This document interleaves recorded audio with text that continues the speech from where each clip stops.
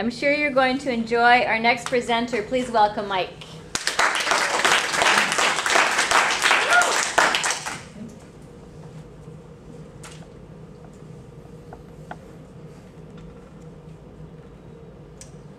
This is a quarter. It's also known as a 25-cent piece or 2 bits. This quarter could finance a video game at the arcade, a telephone call from a phone booth, or even a shave and a haircut. But what I really like about this quarter is the year it was minted, 1979. I miss 1979. 1979 was more than just the end of a decade. It was more than just a year of questionable disco and unruly new zones. Sure, it had its set of challenges, but also represented a simpler time. It was a year without the internet. It was a year without advanced technologies. I miss 1979. In 1979, I was 6 years old, turning 7, and the world was my oyster. The only problem was I was just too young to appreciate it at the time. But now, 30 years later, I can look back with a little bit of sadness. I remember a time where everything just seemed so basic. For example, my television set. Back then, I got 12 channels, and I was happy to have them.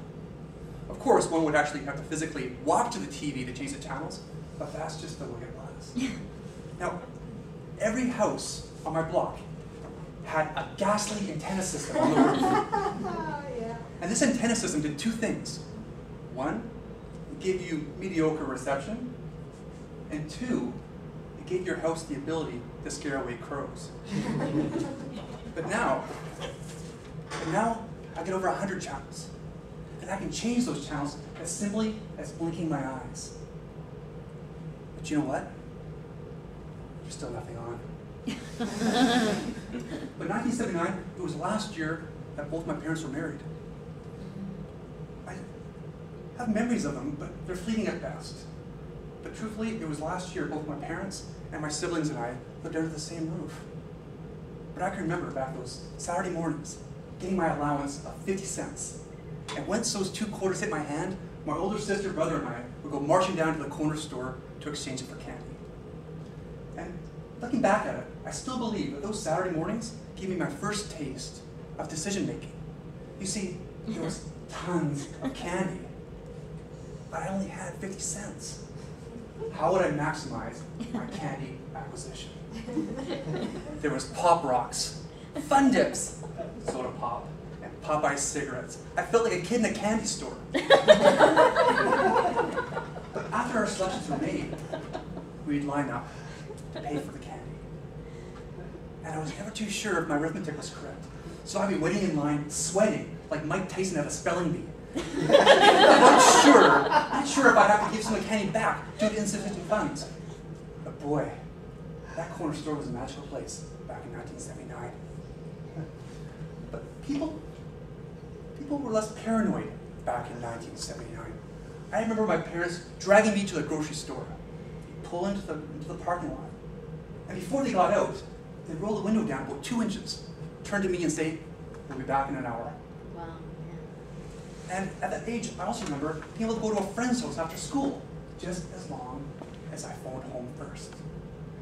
People, and kids especially, were a lot more independent back then, and they were able to enjoy a lot more freedom.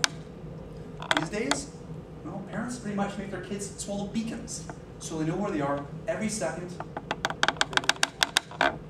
And now kids, they're armed with cell phones and pepper spray to protect themselves from predators. And these predators, they're not hanging around the playgrounds anymore. They're hanging around the internet. And the media, they're constantly fueling the paranoia by reminding us parents that these people are out there waiting to prey on our children. I miss 1979. Now, with the advancement of technology comes the advancement of convenience. I see people all the time thumbing through their Blackberries or their cell phones, and they're truly never alone anymore. They can always be reached, and they'll never get a busy signal. Through the 1980s, people became so technology hungry, and to this day, their hunger has never been satisfied. me, I just want to go back to 1979, where everything seemed so simple. Yeah, 50 cents worth of candy meant the world to me. Thank you.